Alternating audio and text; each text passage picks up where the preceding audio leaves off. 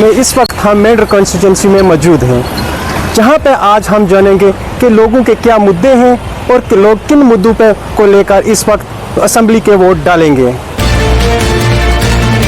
इस बार का इलेक्शन बड़ा अलग इलेक्शन होगा। यहाँ पे बेरोजगारी बहुत ज्यादा है। हमारे पास जो नेता आए वो हमारे गरीबों की बात सुने। लोग जो हैं बेरोजगार हो गए हैं। हमारी मेंढर की डेवलपमेंट करवाएगा, हम उसी को वोट देंगे। इलेक्ट्रिसिटी के बहुत सारे मामला हैं। बेरोजगार है यूथ हमारा, जो डेवलपमेंट करेगा उसको वोट देना है। अनएम्प्लॉयमेंट का रेट है वो काफी हद तक बढ़ा है। हम ऐसा नेता चुन के भेजें जो हमारी आवाज बन सके, हमारी डेवलपमेंट होनी चाहिए।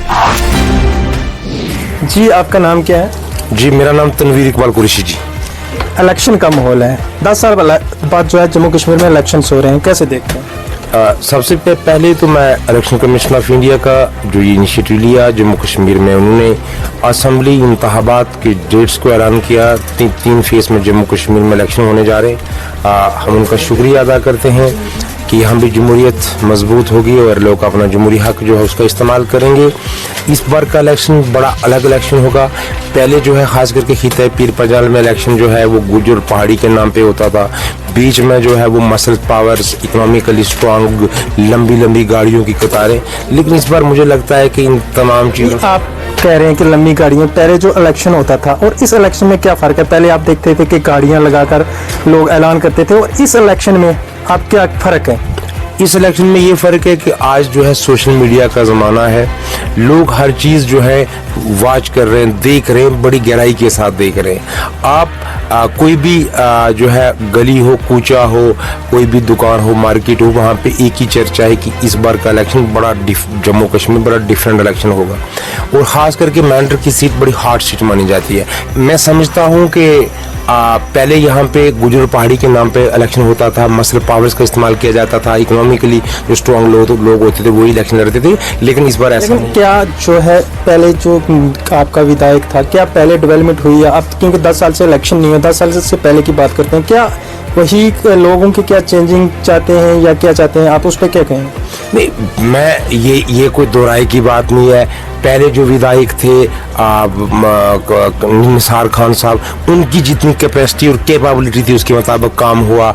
सरदार रफ़ीक हुसैन खान साहब ने, उनकी भी जो कैपेबिलिटी कैपेसिटी थी काम हुआ। जावेद राना साहब, उनकी भी जो कैपेसिटी और कैपेबिलिटी उनके फंड थे उन्हें यूटिलाइज किए। आज ये कहना कि किसी ने कुछ किया ही नहीं है तो हम आएंगे तो हम मेंढर को सोने की चिड़िया बना देंगे, ये नाकाबिले बर्दाश्त बात है। हमारे MLC साहिबान रहे हैं, उसमें चौधरी रहीम दाद साहब रहे हैं, साबका MLC रशीद कुरैशी साहब रहे हैं, उसके बाद इखलाक खान साहब रहे हैं। तो आपने कहा कि इन्होंने जितनी कैपेसिटी थी काम किया। हम अगर बाजार की बात ही करें, बाजार में ही सड़कों की खस्ता हालत है।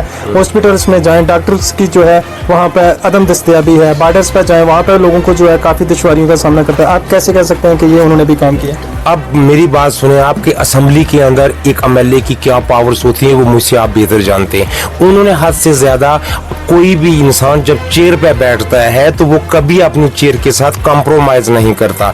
जितनी उसकी कैपेसिटी और कैपेबिलिटी होती है उसके मुताबिक उन्होंने काम किया।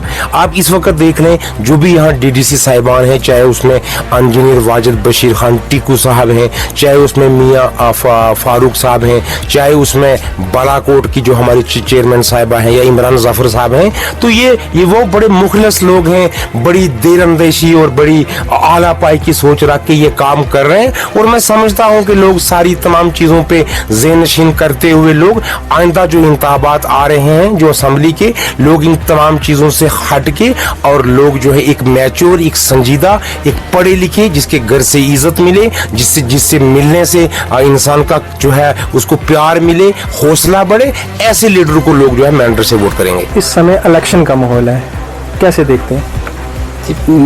मेरा नाम मोहम्मद शकील मुगल है।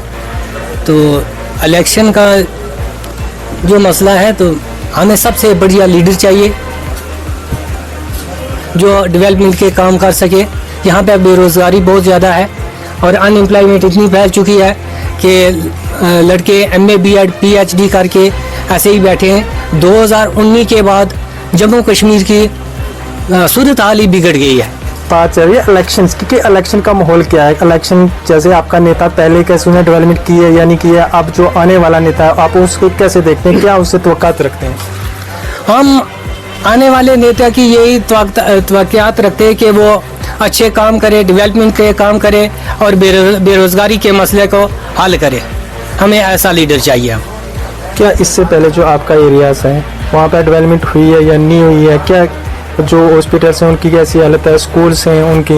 इससे पहले कुछ डेवलपमेंट नहीं हुई, ऐसे ही कागजों में डेवलपमेंट है, ग्राउंड लेवल पे कुछ नहीं है। आने वाला जो नेता है उसमें क्या खूबियाँ आप देखना चाहते हैं? आने वाला नेता जो होना चाहिए वो अच्छा नेता होना चाहिए, जो बेरोजगारी के मसले को हल करे, डेवलपमेंट अच्छी करे और हर गरीब अमीर को साथ में लेके चले, ऐसा नेता होना चाहिए। आपका नाम क्या है? मेरा नाम मोहम्मद जावेद। इलेक्शन का माहौल है, कैसे देखते हैं? इलेक्शन का माहौल तो हम बढ़ चढ़ के वोट डालने थे, लेकिन हम लोग बहुत दुखी हो गए हैं कि क्योंकि जब मोदी साहब ने ये ऑर्डर किया था कि हैंडीकैप लोगों के फॉर्म ऑनलाइन करो, ऑनलाइन कराए हमने, सेंक्शन भी हुए। जब सेंक्शन लेटर है उसके मुताबिक तो पेंशन आ रही है, उसमें भी 4 महीने पेंशन नहीं है, तो उसके बाद भी 4 महीने जो हमारी पेंशन रुकी हुई है। जो उससे पहले पेंडेंसी है वो जो हमारा एरियल था वो आज तक नहीं मिला। हम मांग के अपने बच्चे पाल 10 साल के बाद इलेक्शन हो रहा है, कितनी खुशी है? खुशी तो बहुत है, लेकिन हम दुखी इस चीज़ से हो चुके हैं कि सरकार बोलती है, बड़े बड़े वादे करती है, सरकार जो भी आती है बड़े बड़े वादे करती है, लेकिन हम अगर कोई सोशल मीडिया पे जाते हैं किसी की कंप्लेंट लेके तो हमारी सुनवाई नहीं है, लेकिन मुलाजिम की सुनवाई है।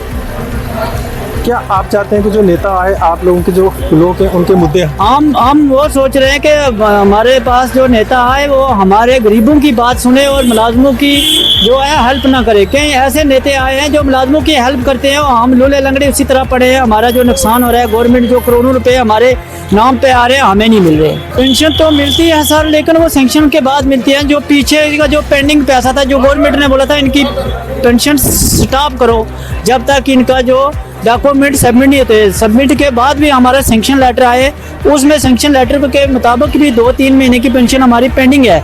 और जो उससे पीछे सेंक्शन लेटर के 2022 की जो पेंशन 23 की है वो भी 6 महीने हमारे पीछे पेंडिंग है। कैसे लीडर को आप चुनेंगे? हम सोच रहे हैं कि हमारा लीडर वो होना चाहिए जो हमारा जो सेंटर में भी जाके हैंडीकैप लोगों की बात करे और गरीबों की बात करे, कि ऐसा ना हो कि हम लीडर तो बना रहे हैं, वोट तो हमारा हकदार है, हम कोई किसी को भी वोट डाल सकते हैं। हम ये नहीं बोल सकते किस पार्टी को हम देंगे। वोट लेने वाला जो है ना वो होना चाहिए जो गरीब और माजूर मिस्कीन की बात सुने और मुलाजमों के खिलाफ हम कंप्लेंट करें तो हमारी मदाखलत करे और मुलाजमों की सुने, वो ऐसा लीडर नहीं होना चाहिए। जी आपका नाम क्या है? जी शौकत हुसैन। इलेक्शन का माहौल आ रहा है, कैसे देखते हैं? क्या 10 साल के बाद इलेक्शन हो रहा है?